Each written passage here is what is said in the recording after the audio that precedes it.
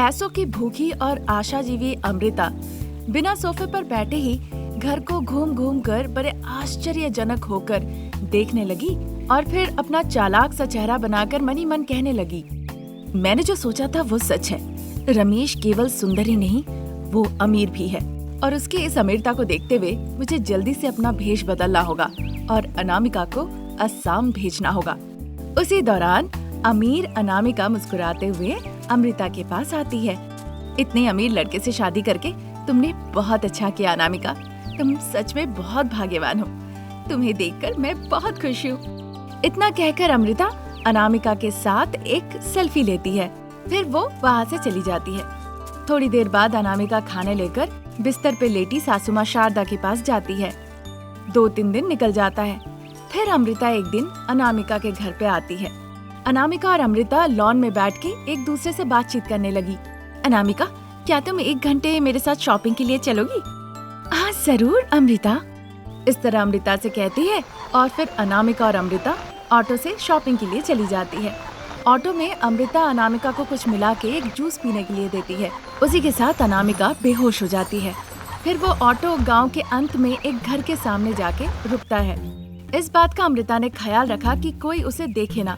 फिर वो अमृता को उठा के एक चेयर में लाके बैठाती है और एक रस्सी से बांध देती है। फिर वो अनामिका का एक मुखौटा अपने चेहरे पे पहन लेती है और जाके शीशे में खुद को देखने लगती है। खुद को शीशे में देखकर अमृता मानो बहुत खुश हो जाती है।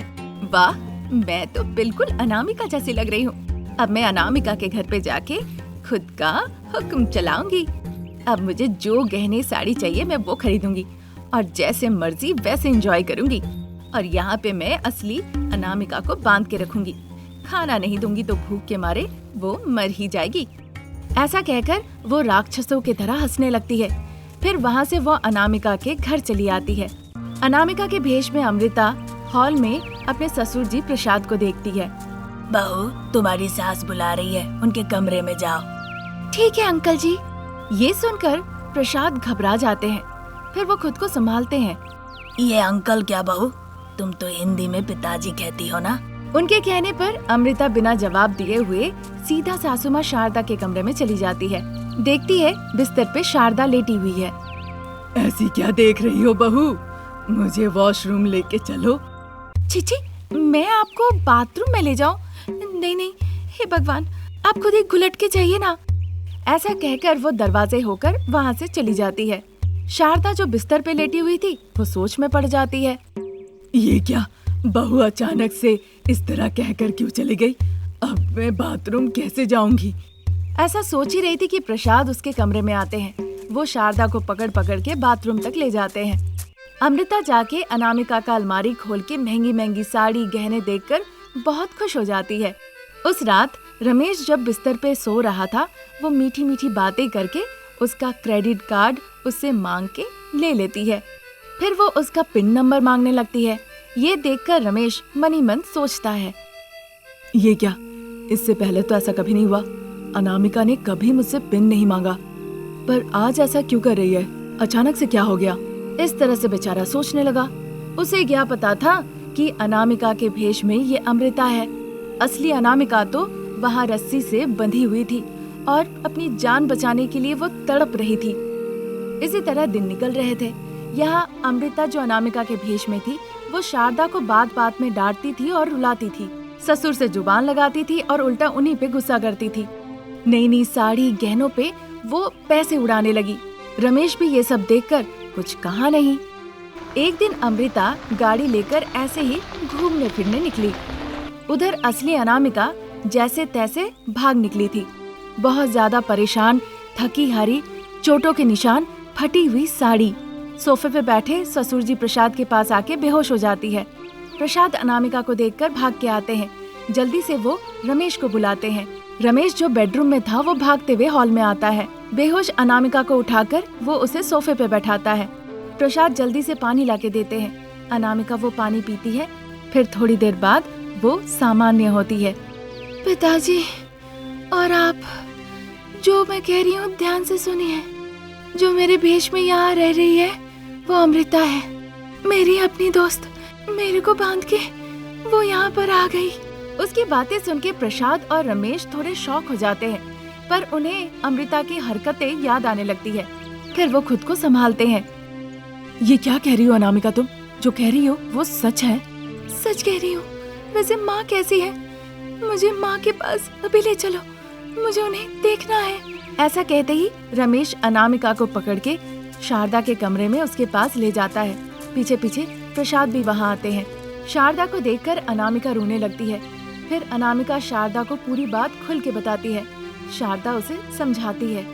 अब इन दोनों बहुओं के बीच में असली अनामिका और नकली का कैसे पता लगाए? कैसे साबित हो पाएगा? मेरे पास इसका एक उपाय है। वो क्या शारदा? बताती हूँ। पहले अनामिका तुम जाके मुंह हाथ पैर धो के थोड़ा आराम करो। शारदा के कहने पे अनामिका वहाँ से चली जाती है। हमारी असली बहू अनामिका तिलचिट्टा से बहुत डरती है। हमारी नकली बहू को ये बात नहीं पता होगा। इन दोनों को खड़ा करके अगर कॉकरोच फेंक दिया जाए तो जो डरेगी वो भाग जाएगी और जो नहीं डरेगी वो खड़ी रहेगी। इससे हमें असली कौन और नकली कौन उसका पता चल जाएगा। उसकी बातों से प्रसाद और रमेश को भी लगा कि ये तरकीब कारगर रहेगा। उतने में ही नकली बहू रानी घर लौट आती है। फिर प्रसाद और रमेश असली अनामिका को हॉल में ले आते हैं। उसे देखकर नकली अनामिका घबरा जाती है। फिर खुद को संभालते हुए, ये कौन है? ये मेरे बदले इस घर में आई है। ये बिल्कुल मेरी तरह दिखती है। इसे घर से अभी निकालो। मैं आपकी बहू हूँ, ये नहीं है। चिंता मत करो बहू, मैं वो फैसला करूँगा कि असली कौन है और नकली बहू रानी कौन है। तुम लोग यहीं खड़ी रहो। ऐसा कहकर प्रसाद वहाँ से चले जाते हैं। दोनों अनामिका एक दूसरे को गुस्से से देखने लगती है। प्रसाद एक छोटे डब्बे में भरा हुआ कॉकरोचेस लाकर उन दोनों पे छोड़ देते हैं। असली बहुरानी कॉकरोचेस देख के इतना डर जाती है कि वो कूद के जाके रमेश की गोद में चढ़ जाती है। वही नकली बहुरानी कॉकरोचेस को अपने पैर से मारने लगती है। तब तक वहाँ पे इंस्पेक्टर अरविंद आ जाते हैं। अनामिका रमेश के हाथों से नीचे गिर गई। नकली बहू अमृता, जो अपने चेहरे के ऊपर मुखौटा पहनी हुई थी, वो अपने मुखौटे को हटा लेती है। इंस्पेक्टर अरविंद नकली बहुरानी अमृता को अरेस्ट कर लेते हैं, जो उनके घर में असली बहू बनकर घुस बैठी थी। फिर से असली बहुरानी अनामिका उस घर को संभालने लगती है। अपनी सासू माँ शारदा, जो बीमार रहती थी, उसका देखभाल करती है। ससुर जी प्रसाद का सम्मान करती है और पति रमेश के साथ खुशी खुशी जीवन बिताने लगती है। रात का वक्त था। लगभग सारा गांव सो चुका था। अनामिका घर के बाहर 3 खटिया लगाती है। एक में जाके प्रसाद सो जाते हैं, दूसरे में शारदा सो जाती है और तीसरे वाले बिस्तर पे रमेश सो जाता है। फिर उन सभी के लिए एक बड़ा बोतल पानी भर के अनामिका प्रसाद के बिस्तर के पास लाके रख देती है। पिताजी, बच्चे कहाँ गए? वो कह रहे हैं उन्हें नींद नहीं आ रही है। पेड़ के नीचे में जाकर वो बैठे हुए हैं। तुम ही जाकर ले आओ बहू। उनके ऐसे कहने पर अनामिका पेड़ के नीचे बच्चों के पास जाती है। अपना गुस्सा वाला चेहरा लेकर वो हरीश और भाव्या से जाकर, बेटा हरीश, भावना, यहाँ पे तुम लोग क्यों बैठे हुए हो? चलो, उधर दादा दादी तुम लोगों का इंतजार कर रहे हैं। चाचा के घर में कूलर है, हमें चाचा के घर में भेज दो, नहीं तो मैं और बहन यहीं पे सोएंगे। मैं तुम लोगों को इस वक्त चाचा के घर में नहीं भेज सकती हूँ। गर्मी का मौसम है एक तो, ऊपर से चाचा के घर जाओगे और कूलर के लिए तुम लोग लड़ाई करोगे। हम लोग गरीब हैं, कूलर खरीदने के पैसे कहाँ से आएंगे? मैं नहीं खरीद सकती। अगर ऐसी बात है तो मैं और भैया चाचा के घर जा रहे हैं। वहाँ तो कूलर है, ठंडा ठंडा रहता है। दिन या रात में कोई फर्क ही नहीं पता चलता है, पूरा घर ठंडा हो जाता है। हम वहीं पे आराम से सोएंगे। ये गर्मी का मौसम हम जैसे गरीबों की तो जान ही ले लेता है। कुछ भी कहूँ तुम लोग तो समझोगे ही नहीं। ठीक है, 2-3 दिनों में मैं कहीं से कूलर का बंदोबस्त करती हूँ, अभी तुम चलो। अनामिका ने जब ऐसा कहा, हरीश और भाव्या खुशी खुशी सोने के लिए अनामिका के पीछे पीछे चले जाते हैं। हरीश प्रसाद के पास और भाव्या जाके शारदा के पास सो जाती है। अनामिका रमेश के बिस्तर पे ही सो जाती है। इस तरह 2 दिन निकल जाता है। फिर एक दिन रिक्शा में अनामिका एक कूलर लेकर घर आती है। थोड़ी दूर में शारदा एक पेड़ के नीचे बैठकर हाथ पंखे से हवा कर रही होती है। उसने देखा बहू एक कूलर रिक्शे में लेकर घर की तरफ आ रही है। ये देखकर शारदा को बड़ा गुस्सा आ जाता है। वो पेड़ के नीचे से उठकर रिक्शे के पास आ जाती है। आगे आप माँ जी, थोड़ा मदद कर दीजिए ना। मदद मेरी जूती करे, ये क्या है? कूलर है माँ जी, क्या आप देख नहीं पा रही हैं? वो तो देख रही हूँ कूलर है, पर इसे खरीदने के लिए पैसे कहाँ से मिले? पहनने भर के लिए हमारे पास 2 ही 3 साड़ी है। मैं जब साड़ी लाने के लिए कहती हूँ, तुम कहती हो कि पैसे नहीं है, फिर इसके लिए पैसे कहाँ से आ गए? माँ जी, पहले इस कूलर को लेकर घर के अंदर तो चलिए, रिक्शा वाले को चले जाने दीजिए, फिर हम बात कर लेंगे ना। उसकी बातें सुन के शारदा फिर कुछ नहीं कहती है। घर के अंदर कूलर लाने में वो अनामिका को मदद करती है। सास बहू दोनों पकड़ के कूलर को घर के अंदर ले आती है। घर के बाहर आके अनामिका रिक्शा वाले को पैसे देती है। पैसा लेके रिक्शा वाला वहाँ से चला जाता है। कल रात बच्चे जिद कर रहे थे कि उन्हें कैसे भी कूलर चाहिए। अब चाहे सासू माँ मुझे कितना भी डांट ले, मुझे खुद को खुद ही समझाना होगा। इतना कहकर अनामिका अंदर जाती है। शारदा गुस्से से कूलर को देखी जा रही थी। फिर अनामिका को वो देखने लगी। क्या हो गया माँ जी, आप कूलर को इस तरह से क्यों देख रही हैं? मुझे बिल्कुल अच्छा नहीं लगा बहू। तुम्हें कूलर लाने के लिए पैसे कहाँ से मिले? उधार लिए हैं माँ जी। मैंने कहा हर हफ्ते धीरे धीरे किश्तों में चुका दूंगी। आपने कल वाली लड़ाई नहीं देखी ना, बच्चे कैसे नखरे कर रहे थे। ऐसा कहकर वो कूलर का कनेक्शन लगाने लगती है। पर उस कूलर को देख के शारदा को बड़ा गुस्सा आ रहा था। बच्चे नखरे किए कि नहीं, और तुम जाके सीधा कूलर ले आई। पर मैं जब कहती हूँ कि मेरे लिए साड़ी ले आओ, तुम तो मेरी बात सुनती नहीं। तुम कूलर लाओगी, अब देखो मैं क्या करती हूँ इस कूलर के साथ। अब शारदा को उस कूलर के लिए बड़ा गुस्सा था। उस दिन से सभी लोग बिस्तर अच्छे से बिछाकर कूलर की हवा में आराम से रात भर सोते हैं। एक दिन सुबह सुबह बच्चे कूलर के पास खेल रहे होते हैं और इस वजह से शारदा जो टीवी देख रही थी वो परेशान होती है।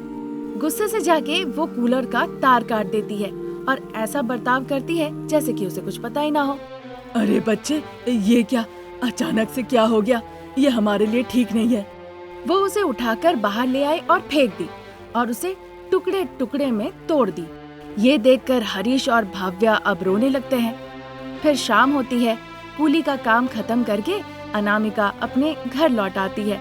आंगन में बैठे बच्चों को इस तरह से रोते देख अनामिका बहुत घबरा गई। क्या हो गया बच्चे, तुम लोग यहाँ बैठकर इस तरह क्यों रो रहे हो? इस तरह से पूछने पे भाव्या शारदा ने जो कुछ किया वो सब बता देती है। सुन के अनामिका को शारदा पे बड़ा गुस्सा आया। फिर बिना कुछ कहे टूटे हुए टुकड़ों को छोड़ के मोटर और पंप जो काम कर रहा था उसे लेकर वो घर के अंदर आ जाती है। उस रात बच्चे बिना कूलर के ही सो गए, पर उत्सुक थे कूलर का क्या होगा जानने के लिए। अगले दिन अनामिका मजदूरी के काम पर नहीं गई। रात से ही सोच सोच के परेशान थी, जो बच्चे रो रहे हैं उन्हें वो कैसे दिलासा देगी। दुखी होकर परेशान होकर बेंच पे बैठ के बस वो सोची जा रही थी। अचानक से उसे तरकीब आती है कि अगर लकड़ी से वो कूलर बनाए तो फिर कैसा रहेगा। फिर वक्त जाया ना करते हुए वो जल्दी से लकड़ी के फैक्ट्री में चली गई। फिर वहाँ मजदूरों से बात करके जरूरतमंद लकड़ियों को लेकर वो सीधा घर चली आती है। बहुत मेहनत करके वो एक लकड़ी का कूलर बना लेती है। बच्चे, मैंने तुम लोगों के लिए लकड़ी का कूलर बनाया है, एक बार आकर देखो। उसकी बातें सुनकर हरीश और भाव्या भागते हुए देखने के लिए आते हैं। वो देखते हैं लकड़ी का कूलर देखकर हरीश और भाव्या बहुत खुश हो जाते हैं। वाह माँ, लकड़ी का कूलर तो बड़ा अच्छा है। माँ, ये काम करेगा? जरूर ये काम करेगा बेटा, चलो एक बार इसे चला कर देखते हैं। ऐसा कहकर वो अपना लकड़ी का कूलर उठाकर घर के अंदर ले आती है। फिर कनेक्शन लगाती है। अनामिका के बनाए हुए हैंडमेड कूलर से अब ठंडी हवा आने लगती है। कूलर से ठंडी हवा आते हुए देखकर बच्चे खुशी के मारे कूदते हुए तालियां बजाने लगते हैं। बच्चे, माँ के हाथ के बनाए हुए लकड़ी का कूलर कैसा लगा? हाँ माँ, ये बहुत अच्छा है। उनकी बातें सुन के अब गुस्से से अनामिका शारदा को देखने लगती है। अब बच्चे, इससे लकड़ी के कूलर के साथ कोई भी कुछ नहीं कर सकता। तुम लोग अब से रात में इस लकड़ी के कूलर के हवा में चैन से सो सकते हो। ऐसा कहकर वो बच्चों को लकड़ी का कूलर देकर खुश कर देती है और उस दिन से मजदूरी का काम करके खुशी खुशी जीवन बिताने लगती है। आज यहीं तक। नई कहानी लेकर हम जल्द हाजिर होंगे। नमस्कार।